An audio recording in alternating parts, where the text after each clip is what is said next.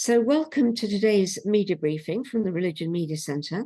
And this time we're focusing on the season, the festival that we're all involved with at the moment, Halloween, with children trick-or-treating, knocking on our doors.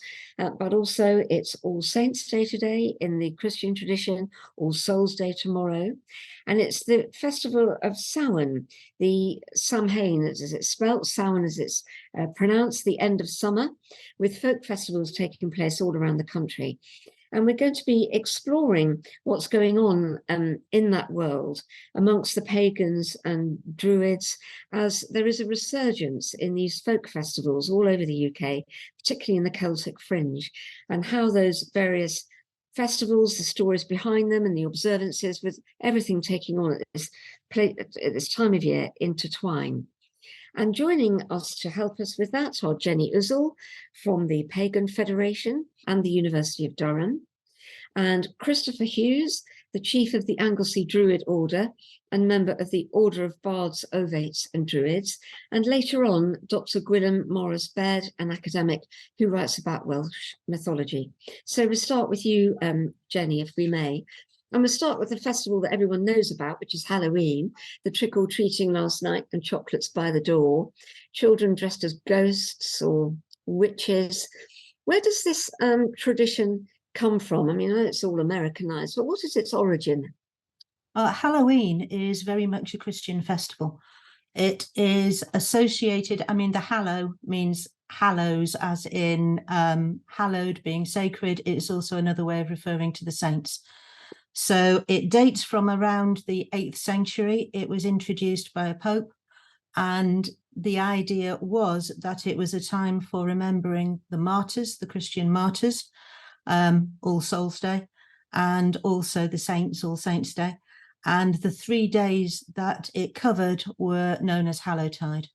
It was originally, I believe, in May, and it was later moved about 100, 200 years later. It was moved to where it is now at the beginning of November, end of October, beginning of November. So Halloween is very much a Christian festival for remembering, honouring, particularly saints and martyrs, rather than family dead or anything like that, or although it came to be used in that way. So what happened to make it the kind of ghoulish, eerie thing that it is today? That I can't really tell you. It's possible that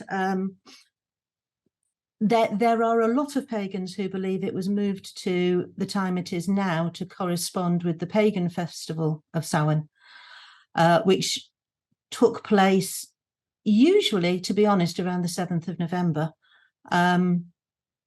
which may or may not, but probably wasn't a time when the dead were honoured. I know there are some scholars who believe it was. I believe the consensus of opinion is that there's no good evidence to support that position.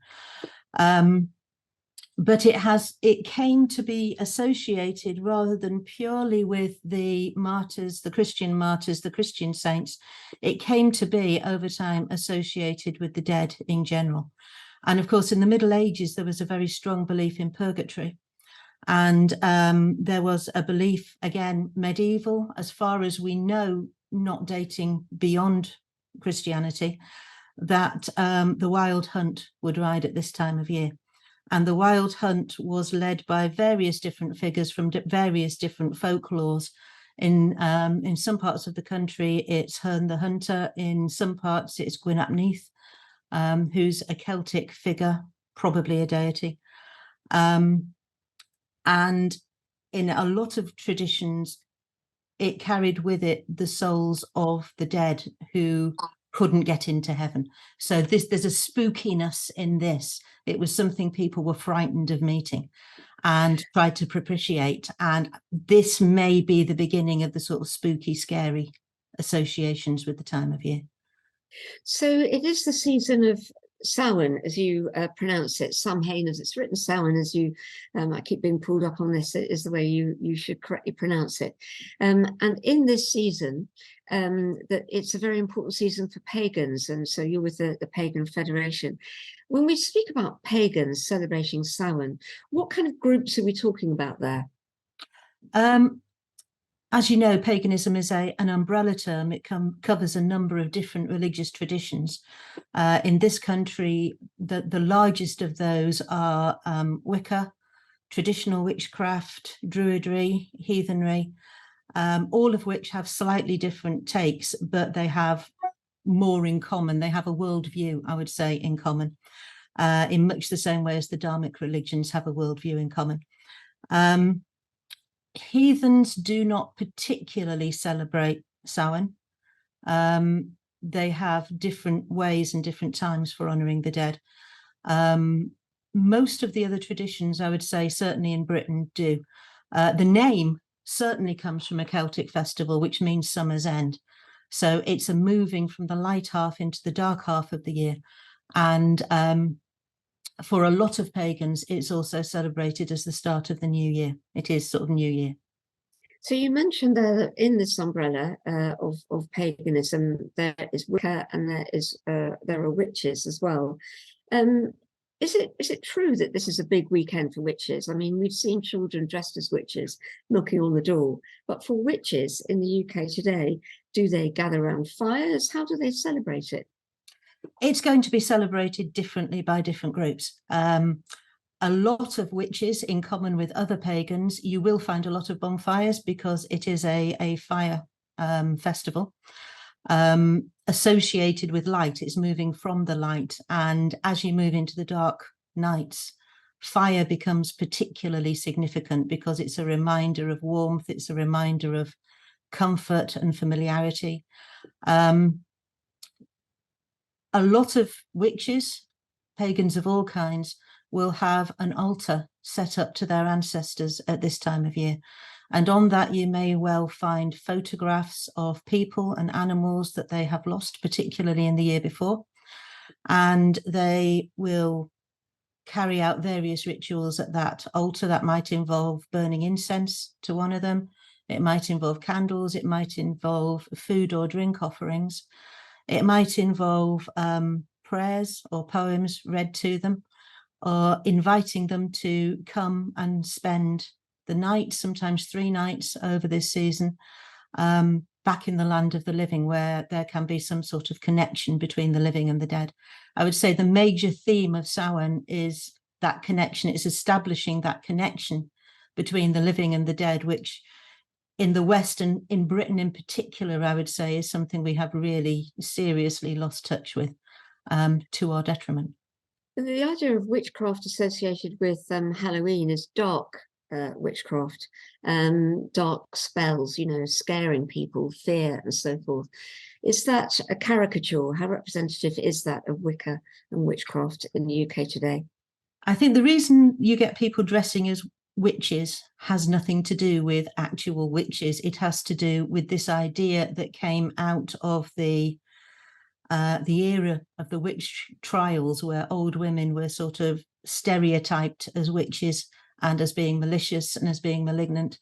The witches that actually exist in the world have nothing to do with those people. They are a religion. They are a religious tradition. I know a lot of witches would dispute the word religion with me. As you know, it's one of my things. It's a completely different animal. And in terms of, well, this time of year is associated with death, and death is frightening. So to say that there is no dark or frightening side to Samhain, I think would be a misrepresentation. It's, you know, the understanding of Halloween is that it's very much a time to have fun, trick and treating, you know, and that is very much the case. And we deal with what we find frightening by laughing at it. And, you know, my house is absolutely bedecked at the moment with Halloween decorations. I'm fairly certain that Kristoffer's is too. So we have that side, but also it is a very solemn and it is a very serious festival in some ways. And it does involve confronting death, confronting bereavement, and confronting mortality. And to that extent, it is dark and it is frightening. But to in any way associate that with malice or evil or bad intent would be completely wrong. Thank you, Jenny. Can I move over to Kristoffer now? Kristoffer Hughes, you're joining us, I think, from Anglesey. You're the chief of the Anglesey Druid order and member of the Order of Bards, Ovates and Druids.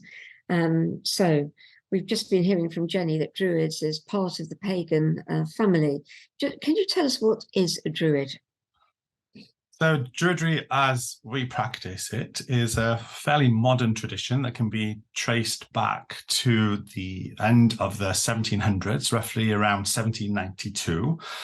And whilst Druidry and the idea of Druidry had not existed in a vacuum until that point, it was an idea that was being romanticized by the Romantic movement, by the early Celticists. But by the time we got to the end of the 1700s, there was a very influential Welshman called Iolo Morgannwg, who, that was his bardic name, so his real name was Edward Williams.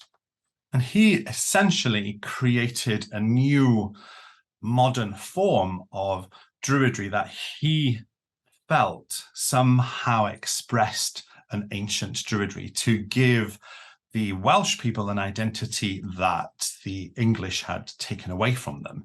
So this was very much an idea that was rooted not only in place, but in culture and in language, but also it was wrapped up with the idea of colonialism as well. And that idea became so enigmatic and so intriguing to people that they ran with it. And so many descendants of Iolo Morgannwg were highly influential in the later occult traditions of Britain, including the Golden Dawn, those Hermetic orders, but also the first stirrings of Druidry. So fast forward through the 1800s into the early part of the 20th century, and you have Ross Nichols, who is the founder of the Order of Bards, Ovates and Druids. He was in the Universal Bond, the Circle of the Universal Bond with Gerald Gardner. So you had the two great fathers of the two great modern pagan traditions, Wicca and Druidry, both engaged within the Druidic movement that was inspired by people like Iolo Morgannwg. So I come from essentially that process, that germination of Druidry from the end of the 1700s, which of course by today is an amalgamation of folk practices, philosophy, mythology, in exactly the same way as Halloween, or Calan Gaeaf, as we would call it in Wales. Well, just unpack that a bit for us then, Kristoffer. You said it's philosophy, mythology. What are the ideas that fuel Druidry? What are your ideas, for example, about the divine? What is beyond a human? So we're a polytheistic tradition, particularly the Anglesey Druid order is a polytheistic magical community that's very mythocentric. So we're polytheistic, and that means that we have, or we connect to, more than one particular form of deity. We have around about 250 deities in our arsenal of deities within the Celtic worldview. So essentially, Druidry is an animistic tradition that perceives that everything in nature has within it a spark of divinity, has within it a spark of that which is divine.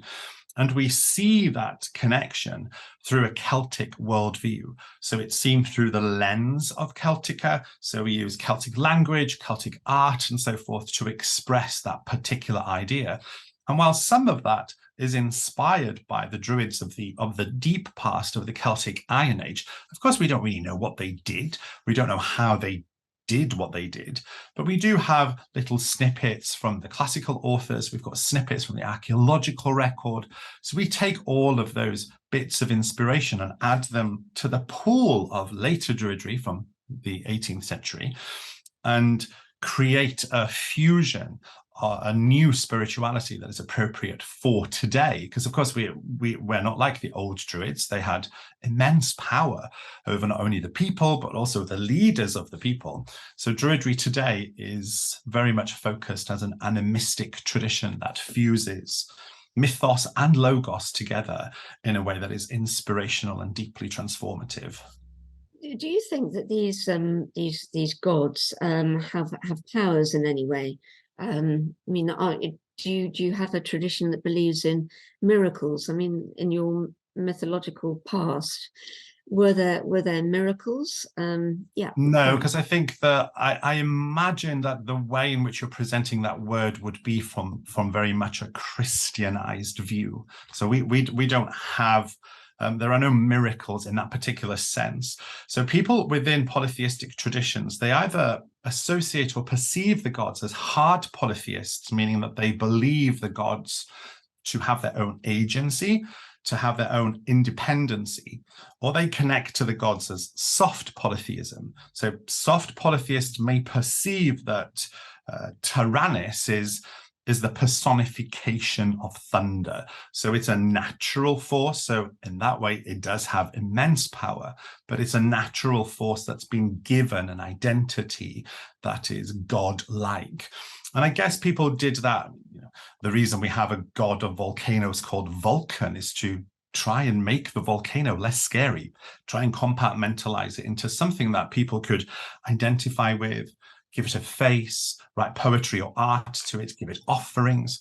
So the way that we connect to the gods, we're not a dogmatic tradition. So we have people who are hard polytheists, we have people who are soft polytheists, and we have people who are somewhere floating in between.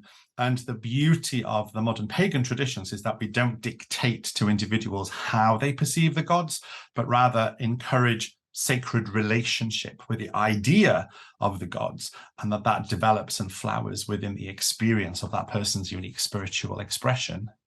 So I know you had a weekend of weekend gathering in Anglesey recently. What happens when you gather together? Do you frequently gather every week for worship, or what happens at these events? So we do. So we have 3 open or public events every year. So we celebrate the summer solstice and the winter solstice. And we're very lucky here on the island of Anglesey that we have an ancient monument called Bryn Celli that is aligned to the sunrise of the summer solstice, but also the sunset of the winter solstice. And of course, the unique and beautiful thing about having these particular kind of places is that when we go there and see the phenomenon that happens, we're seeing something in exactly the same way that our ancestors saw them 4,000-5,000 years ago. So you feel somehow as if these places express a timelessness, a sense that eternity is really tangible within those spaces. So we gather there to not only celebrate the summer solstice and winter solstice, but also to celebrate community. So for instance, the summer solstice will attract around about 350 to 400 people who will attend the dawn ceremony. And the majority of those are not Druids, because the rituals that we put on are for the community. They're civil or civic rituals, and anybody is welcome to come to them. And it's always a joy to see local people who might never have taken that particular monument into any form of consideration, and they'll go there and they'll see this amazing thing that happens there that our ancestors built. And bearing in mind, our ancestors didn't build these places for the past, they built them for the future. They're living monuments. So to see people being transformed by ritual is a really beautiful thing, because suddenly they have a sense of who they are within the context of the landscape itself, and also within the context of their culture. So our rituals work on a tripartite. Druids are obsessed with things working in a tripartite structure. So everything has a tripartite structure. So this past weekend, we celebrated Calan Gaeaf. So today is the day of Calan Gaeaf, or the Calends of winter. And last night was Norse Calan Gaeaf, or the eve of the Calends of winter. And again, in typical Druidic tripartite fashion, that particular festival has a tripartite structure. It's a hybrid, an amalgamation of Christian, folk, and also pagan traditions. And it's the folk traditions that I particularly love, because it connects me so much to my own culture. And but of course, it's a hybrid event. And this weekend we had 60 people who came to an organized event that then concluded with rituals that were pertinent to the season itself. So these folk festivals, you're talking about dancing, drumming, singing. What happens in the festival around the thing that you've just been celebrating? So the particular folk ritual festival happening that we celebrated this weekend was the folk tradition of the Mari Lwyd. The Mari Lwyd, or the grey mare, is essentially a horse's skull that is decorated and festooned with pretty locality-specific symbols. And she's operated from underneath by a stick that enables the operator to clack the jaw. And there's various songs that are sung. The songs are called a punko, which is basically a bardic battle of wits.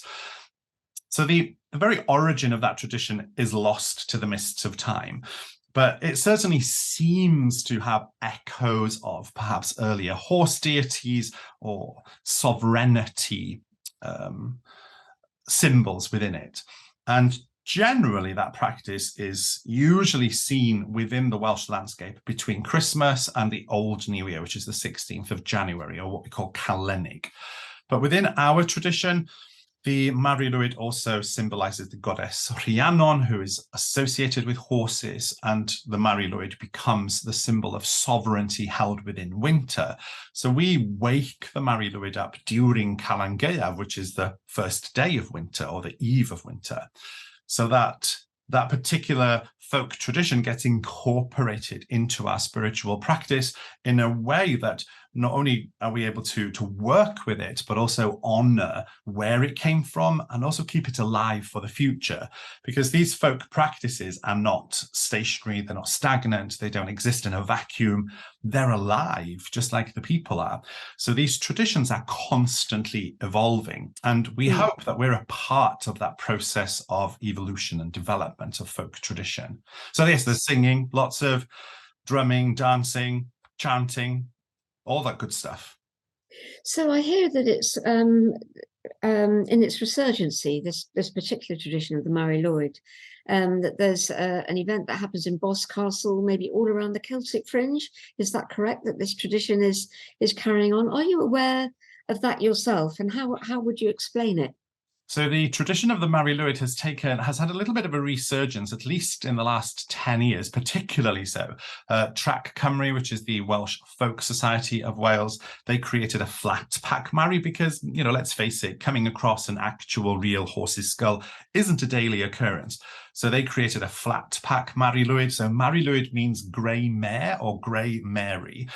And they provided CDs of the punko so people could learn these bardic challenges and bardic songs.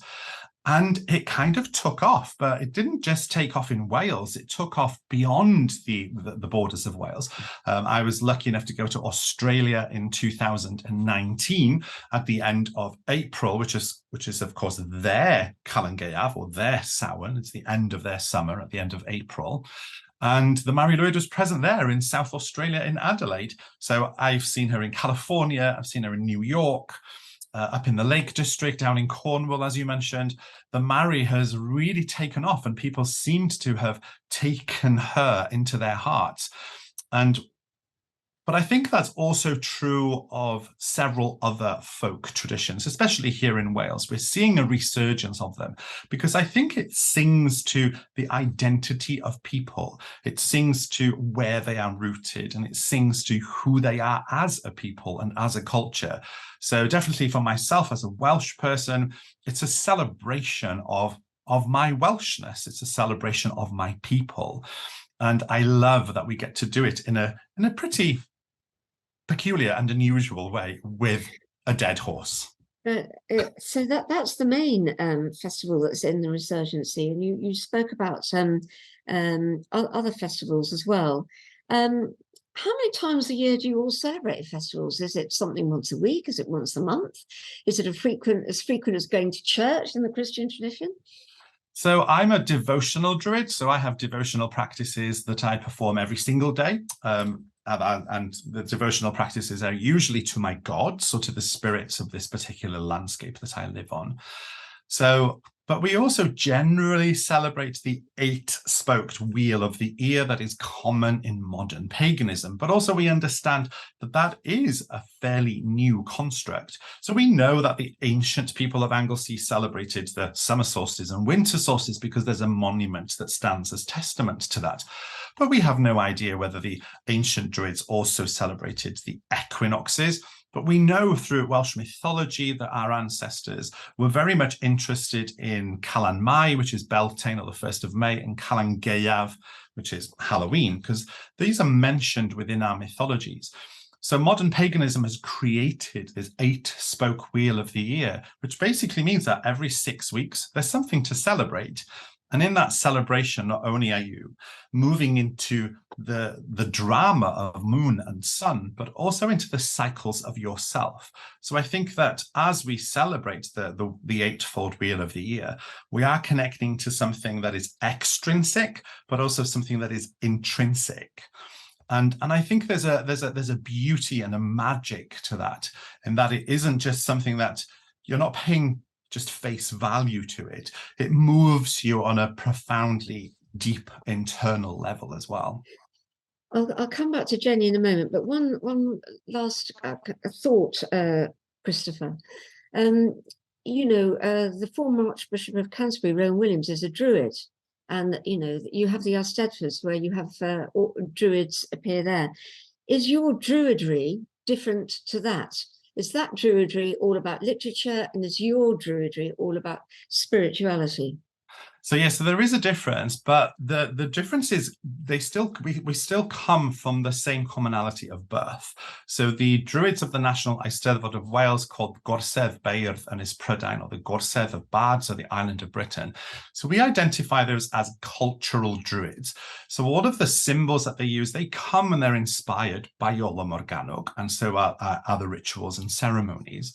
But they're very much about not only the celebration of Welsh culture, but also of the Welsh bardic tradition and Welsh bardism in general. So they wrap that up and clothe it in this uniform, in this costume of Druidry, because it sings to a part of their culture that is timeless.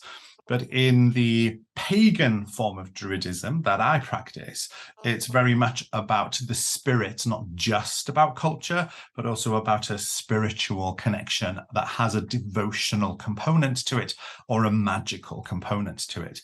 So on one hand, we're sort of different, but there's also significantly more that unites us than there is to divide us. Thank you very much. Can I come back to Jenny again now?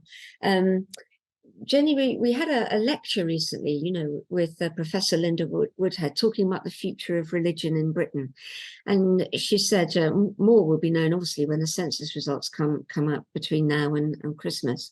But she identified that those religions where you are affiliated, like Christianity, that would go down. She felt that British Islam was flourishing and quite energetic. But she also said that the third category she described as magic. And into this category, she would put spirituality, mindfulness, perhaps after the conversation with Kristoffer, the practice of Druidry as well. Can you just tell me a little bit about the world that you were in, paganism? We've talked about the resurgence of folk festivals. Is there a lot more interest and a lot more acceptance of paganism in society today than there was? Oh, I do hope so. I think that there are various scholars, various activities that are making it feel less weird. There has been this idea that paganism is odd, that it is inherently, as you suggested earlier, dangerous.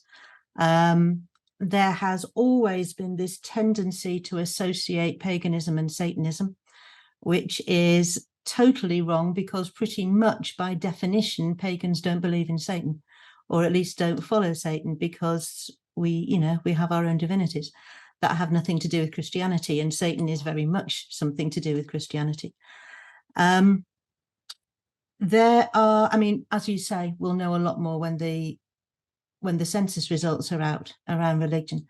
And there has been a campaign coming out of the Pagan Federation that asked Druids, witches, heathens, anybody who sees themselves as belonging to that pagan magical community, to put pagan on the census, so that there is some idea of how many there are altogether, rather than splitting them up into different factions, which is quite difficult with pagans.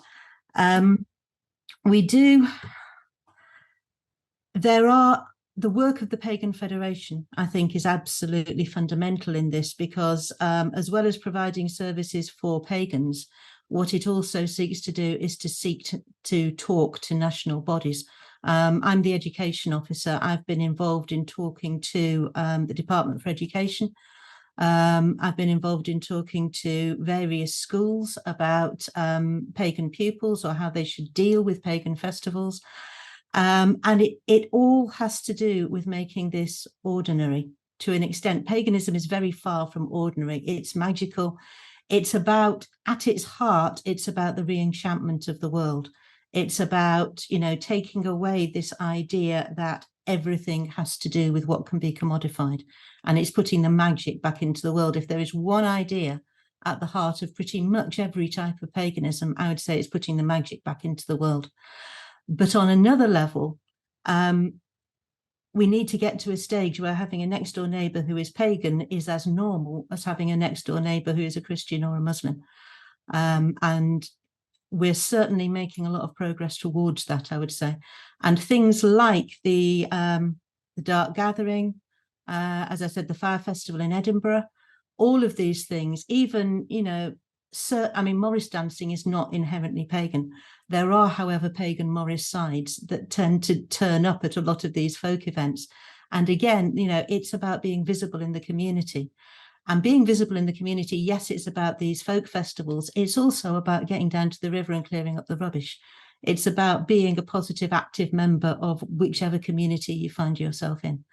And just to go back to the Mari for a moment, my grove is in the process of creating its own Mari. And again, in terms of, we were extremely lucky to come across a horse's skull, although I do have one of the flat packs that Chris was talking about. Again, it's rooted in your own land. We have an obios tradition around here, which surprised me, but we do. And we have a fort very close to us, an Iron Age fort, that we think was associated with the Romano-British Queen Cartamandua. And we think there was a horse cult there. So our Mari is very much geared to the horse cult that was going on 3 or 4 miles from where I'm sitting now. So again, it's linking to your own place. And although Darlington, where I am, is it's not a very exciting place if you compare it to places like Stroud and Boscastle and places where folk traditions are very commonly seen. But our intention is to go and talk to some of the local pubs and take our Mari into the pubs and to sort of bring these traditions back and see what reaction we get. And early indications are that people will love it. One more question to you, and then I know Matthew wants to ask a question, and it's about women. So several times now in the conversations with you and Kristoffer, you've spoken about the goddess Rhiannon, I think was one, and the Mari Lloyd is the white mare, or she's also a grey woman, isn't she, as well? It's another interpretation of the word. The place of women in your tradition, in the pagan tradition, can you explain why women assume a kind of more prominent place in this tradition than in other religious traditions that there are? Well, you could as easily, I think, say, why is it that the Abrahamic religions spotlight the male almost exclusively to the exclusion of women, the population being approximately 50-50. In Wicca, in witchcraft, there was a deliberate intent to make women far more central than they had been. And in Wicca, the predominant theology, for want of a better word, is of a god and a goddess who may or may not be associated with individual particular divinities. Sometimes they are just referred to as the god and the goddess, or the lord and the lady, who hold nature in balance. They are the two opposing forces in nature, and they are not exclusively associated with gender, which sounds like a very confusing thing to say. But for example, transgender Wiccans often channel, or male Wiccans often channel the goddess. There is nothing in any way unusual about that. But there is, and in Druidry, I wouldn't say there was a particular emphasis on women. In Druidry, there is pretty much equanimity and equality. As part of my PhD research, I actually did a a survey on this for the first time, and the numbers in Druidry are actually pretty much 50-50. There are goddesses, and there are certain times when goddesses are particularly important. There are also gods. Okay, just interesting. It was an interesting thing that just leapt out at me in the conversation. Thank you, Jenny. And there's a question from Matthew Button. Would you like to come on? Yeah, hello, Matthew. Hello. Diolch yn fawr, Kristoffer. Kristoffer, I really enjoyed the session that you just gave, and the rest of today's session as well. My question is, because I'm learning Welsh and I live in Cardiff as well, that I've seen more of the Mary Lloyd and more of the traditional Welsh practices becoming more and more popular, particularly in the areas where Welsh speakers live as well. So my question is, are we seeing a rise in this interest in pagan tradition and Welsh traditions because the Welsh language perhaps has become more popular, not just in Wales, but outside of Wales as well? I just wondered if there is a link, or am I hoping for the best here with the Welsh language? No, I think you're right, Matthew. Thank you for your nice comments as well. Diolch yn fawr iawn. Very much so, because I think if you consider that language is not only a way that we communicate, but it's also a transmitter of culture. And within Welsh culture, there's so much of our Welsh folk traditions that are interwoven into our very fabric. And so many of those can be seen to have perhaps an echo of something very ancient. And of course, we can speculate as to the origins of these until the cows come home, but they seem to somehow engage people's imagination, particularly when it comes to spirituality.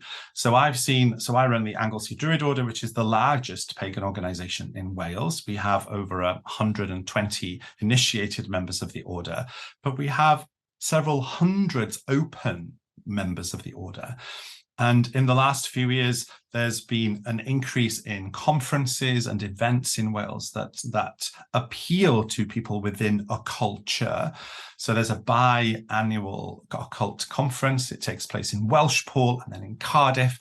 The next year, there's the first ever Welsh language occult conference here in North Wales that I'm very lucky to be speaking at.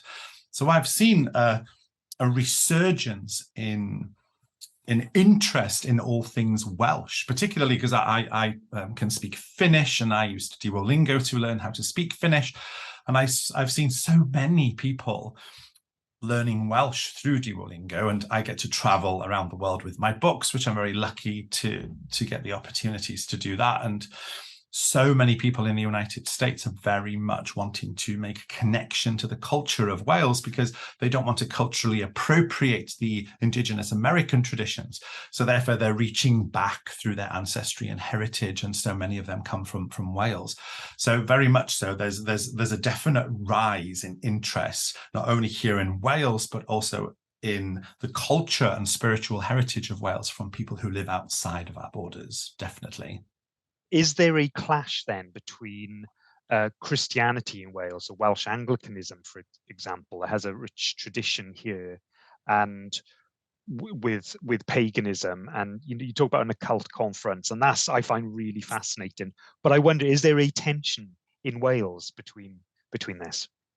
In my experience, no. And I can give you a really good example from a meeting that I've just come from. So on Saturday, the 12th of November, I'm giving the main presentation, or the main sermon, if you like, at St. Asaph Cathedral, which is an annual service of thanksgiving for people who have donated their organs and people who have received organs. So the Anglican priest of that particular denomination has asked me to be the first pagan to essentially give a sermon of thanksgiving within a Christian cathedral, because they want it to be more multi-faith. They want it to involve indigenous voices as well. And their first choice was to go for Druidry. And I asked him, why have you come to a Druid? And he said, well, the host is a Christian church. It just makes sense to us that the next person we ask to come along should be an indigenous spiritual tradition of these lands. And we perceive that to be Druidry, which kind of gobsmacked me, really. It's like, well, that's pretty incredible. So last year I was lucky to go there and offer a prayer, or just a little, some words of comfort. So I don't see that tension necessarily here in Wales. I'm very active as well in the Eisteddfod movement, and I don't see a tension there either. And I think it's because of the way that we perceive Druidry in particular, because the Welsh people accept that as an echo, as a flavour of our culture. So it's just there, it's interwoven into the very fabric of who we are. There's still perhaps a little way to go when it comes to witchcraft, because of the cultural identity of witchcraft in Wales. But again, that's moving along quite steadily. There's some really good changes happening. But when it comes to Druidry, I don't feel any tension whatsoever. Thank you very much. And Rosie has a question.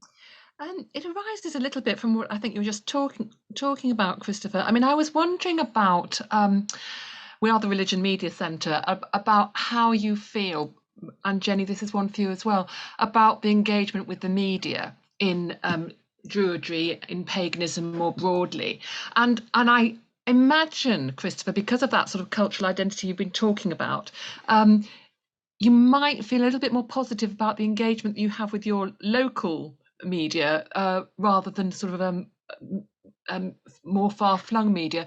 I just wonder whether you sort of perceive a change in the attitudes of journalists towards you, whether they take you more seriously than they used to, whether they ignore you and you're quite happy about that, whether you want more media engagement. I'd be interested to hear what both of you had to say about that. We get an awful lot of media attention, particularly here in Wales from Welsh media. And there was a programme that went out on S4C on Saturday night called Calan Gaeaf with Caris Eleri, and I featured in that along with Welsh witch Mara Starling. And in the last 10 years or so, there's definitely been a shift. Prior to that, I always had a suspicion that they wanted something a little bit more sensationalistic. But in the last 10, 12 years or so, it has really changed. So the perception is very gentle, it's very honourable, it's very sympathetic. And the programme that went out on Saturday night was absolutely beautiful. They presented witchcraft and Druidry in Wales as really valid expressions of spirituality. And I'm very lucky. I work as well for Welsh television, so I'm very lucky in the way that Welsh media in particular has decided to reflect our attributes and qualities and virtues in a way that is very gentle and very honourable. We're very, very lucky here in Wales. I have to pinch myself sometimes because I still hear horror stories from some parts of the world, but here we are extremely lucky.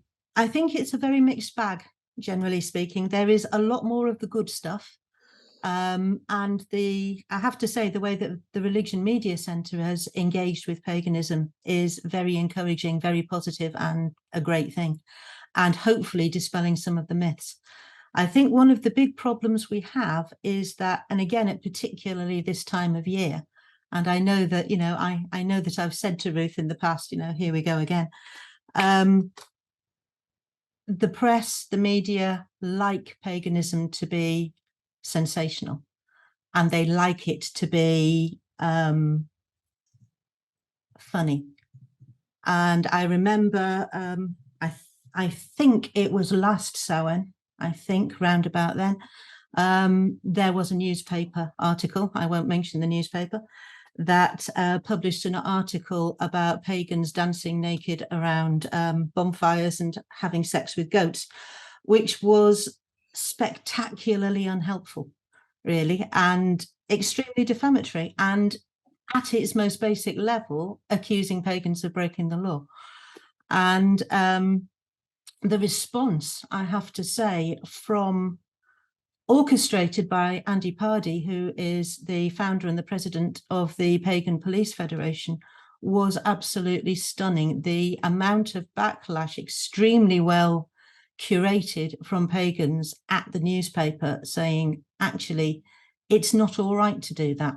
It wouldn't be all right if you were doing this to Muslims, and you would expect, a lot of backlash in the media if you were doing this to Muslims. It's not okay to do it to Christians. So why exactly is it okay to do it to pagans?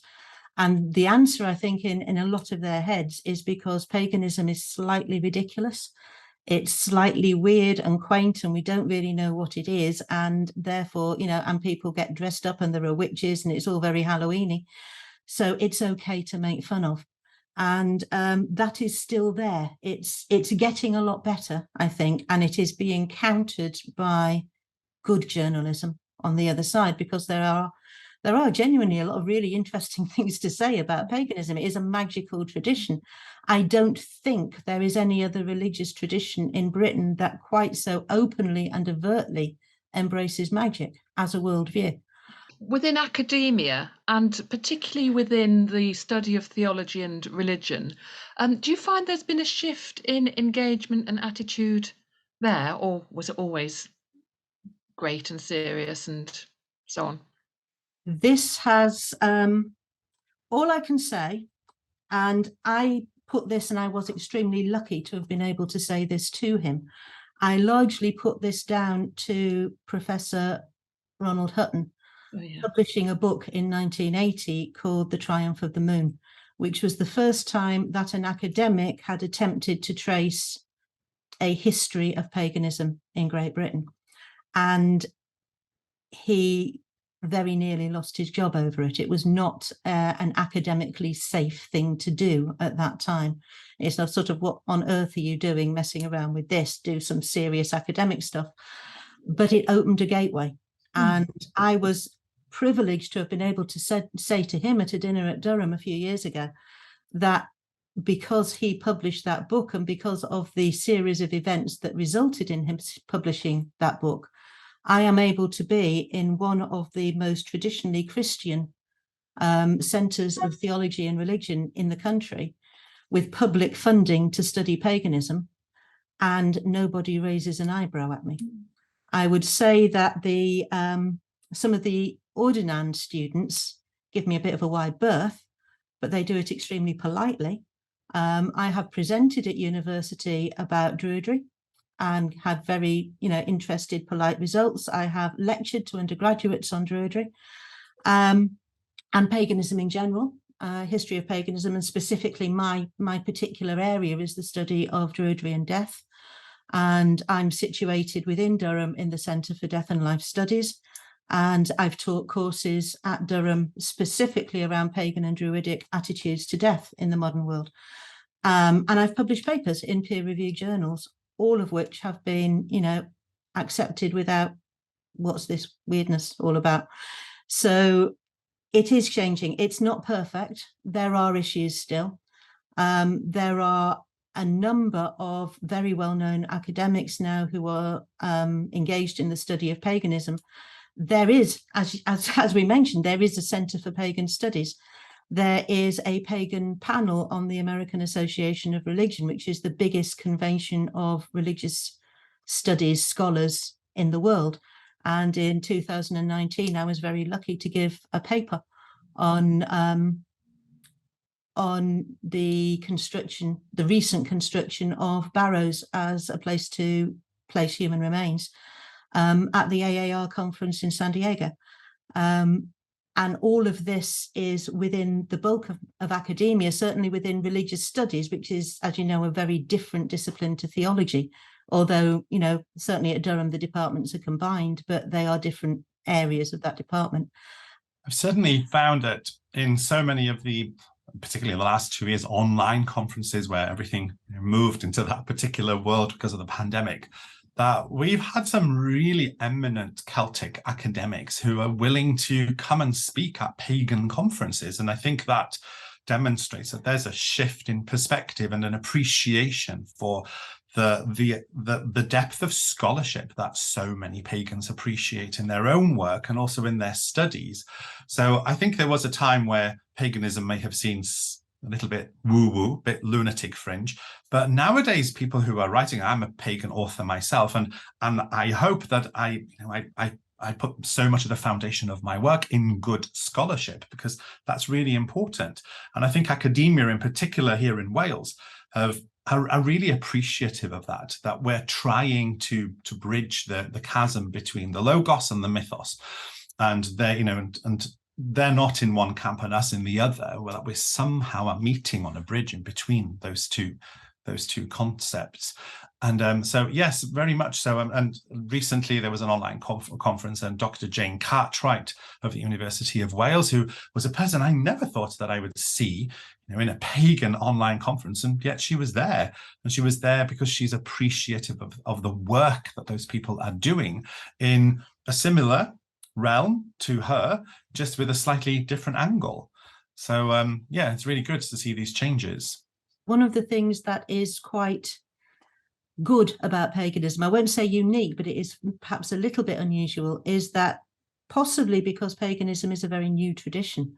As Kristoffer was saying, Druidry is probably the oldest of the new pagan religions, having a history of nearly 200 years.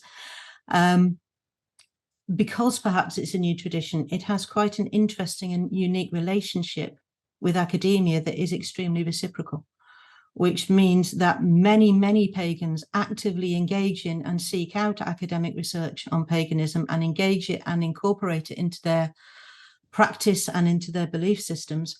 And also, we are at a stage where what academics, and this is something I have to be extremely aware of in my own work, that what academics say can influence the way that paganism develops and actually, change the way that paganism develops.